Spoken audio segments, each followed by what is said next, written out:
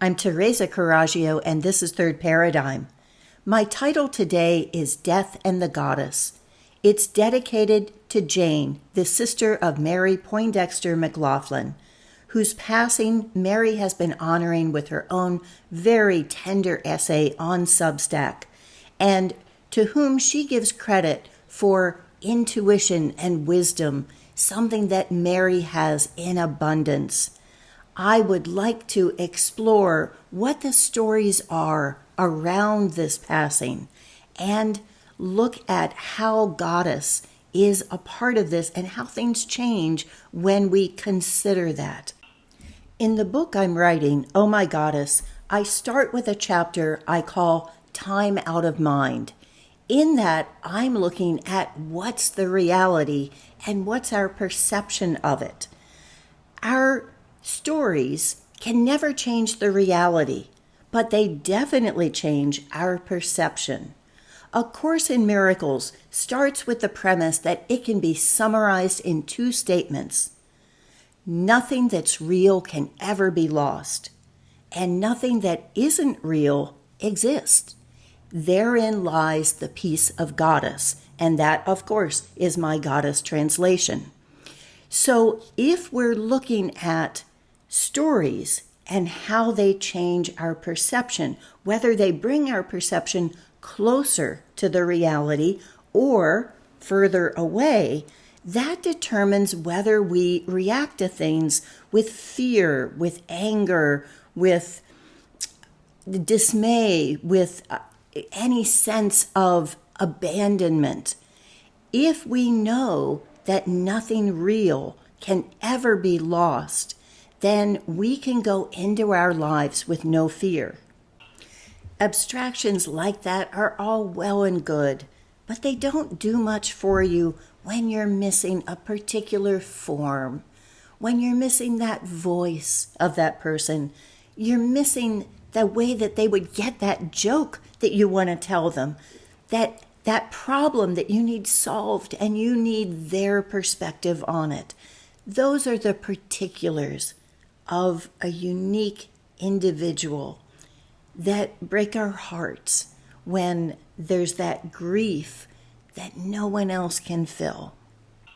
What I want to look at is what are the stories that women told themselves during the Neolithic age, during the era of Goddess, when it was understood that life came from the female, and that was the metaphor for everything, that nurturing. One of the books that I am loving in my research is Marija Gimbutas, The Living Goddesses. And I was reading today about the different burial rituals and what the understanding was of what that process was.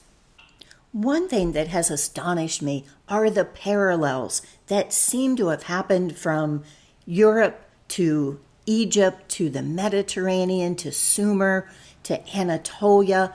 All of these different places have similar rituals and similar manifestations of Goddess.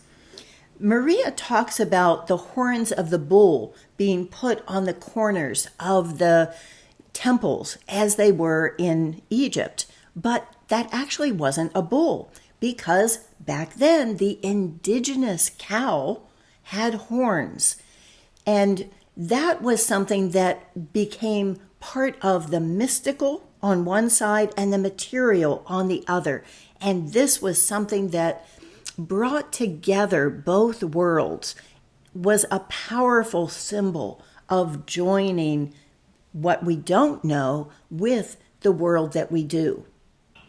In all these places, there was also a similarity that burial was a two-step process. The first was to put the body in a place where it would excarnate, where it would become bones. And in Egypt, that in Sumer, that was often on a high platform because Nekbeht was the goddess manifestation as the vulture. And the vulture would take the flesh and bring it back and bring it up to the sky. And then when the bones were just bones, they would be wrapped and they would be buried under the bed. In Scotland and Ireland, this was done through caves. They were brought to caves, and then there were memorial services that were at 30 days, at 60, at 90, but most importantly, at 5 years. At 5 years was when that person was ready to reincarnate. They had excarnated. They had been with the goddess. They had been in their period of reflection, of respite, of being away and maybe being closer, but also having that peace of not being in the thick of it. And then at 5 years, their bones were wrapped by the priestess and brought to an ossuary. And these were mounds of stone, often with pieces of quartz that the loved ones have brought to reflect the light, to bring in that glitter, that sense of rebirth. And in there, it was shaped like the womb of the goddess. And when that person was, after 5 years, ready to reincarnate, they were put in that womb. And that was the time in which it was expected that you would be seeing them again. I think this is a beautiful ritual because it gives you those different times to say, okay, here's my relationship. Here's my time to grieve. And here's my time to look for rebirth. In the goddess cultures where the bones were brought home and buried under the bed, those were a way of keeping that spirit close and having that be the guardian spirit of the house that was almost always an older woman. And that kept it in the matrilineal succession. That home could never be lost. Often it was a central, larger home that was really a temple and surrounded by other homes. It was a situation where men were more nomadic, that the skeletons that have been found of men are typically not from the same kinship group. They are people who have come in from the outside. And typically the brother has had responsibility for raising the sister's children, that it stayed within that family. That was a way in which no child could ever be left out, and there was always a community for that child to be in. In the northern countries, Scotland, Ireland, England, we have the henges, and these are concentric circles that were laid out in a very particular way.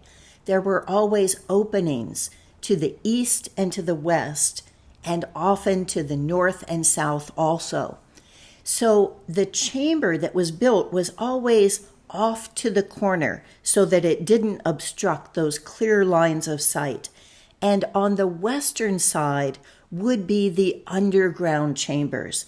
And that would be a place of regeneration, a place of rebirth, of the winter, of the parting of the ways and the waiting. And then on the eastern side, it would be joyous. It would all be above ground, colorful murals, things that celebrated. And these were all places of ritual and celebration. These seemed like they were amazing to have been constructed. That Woodhenge has 1,000 oaks that were felled in order to make its perimeter. They were not places where they were fortresses. They were uninhabited. There were no settlements there. They were used for religious and spiritual benefit. And that seems like it keeps that continuity of life. There was always a concept that nothing was ever lost. To end, I'm going to continue with my Course in Miracles that I'm turning into a Course in Goddess. And this is lessons 31 to 40. I am not the victim of the world I see. I have invented the world I see. There is a different way of seeing the world. I could see peace instead of this. My mind is part of Goddess. I am very holy. My wholeness envelops everything I see. My wholeness blesses the world. There is nothing my wholeness cannot accomplish. My wholeness is my salvation. I am blessed as the one of Goddess. What this decade of those lessons is telling us is that we're never a victim. We are creating not reality, only our perception. You don't create reality. Reality exists. It's outside of you. All that you do is figure out how you are perceiving. And when you are perceiving with Goddess, you are giving the benefit of the doubt. You are assuming that there is meaning, that everything has meaning, and that you don't have to control it. I've changed in this holiness to wholeness because I think that's the real meaning of holiness. What we need isn't some spiritual, ethereal kind of voodoo in order to make things right. We don't have to do any kind of strange rituals. All we need to do is be whole. And being whole means that I'm not seeing you as separate from me. I'm seeing that we are one and we are all together. This is a reality in which we are all a part of Goddess. So there's never anything that's lost because what is in Goddess is eternal. And it's only our perceptions that make that difference as to whether we are at peace with the way that things are or whether we're fighting that. And so to Mary, I would be wishing you a peaceful heart, but you already have that. And to Janie, I would be saying, go with Goddess, but you clearly already are. To follow this up, I'm going to recommend something entirely different. Here are a couple of my poems. This is called Becoming Yeast, and this is A Drop of God with music and animation by Tonica of Visceral Adventures. Enjoy.